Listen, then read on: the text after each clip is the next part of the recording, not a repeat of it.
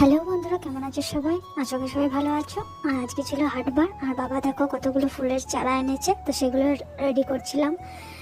আগের দিন সার মাটি বয়েই রেখেছিলাম। এই যে ডাব্বাগুলো সব রেডি করছি। পুরোনো যে মাটিগুলো আছে সেগুলো আগে বের করে নেব, তারপর নতুন যে সার মাটিগুলো আমি রেডি করেছি সেগুলোই ডাব্বাগুলোতে ভরে তারপরে চারা গাছগুলো লাগিয়ে নেব।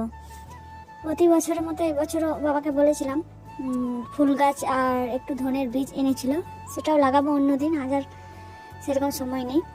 তো চলো চারা গাছগুলো বসিয়ে নিই। আর কে কে শীতকালে গাছ লাগালে কমেন্টে জানাবে।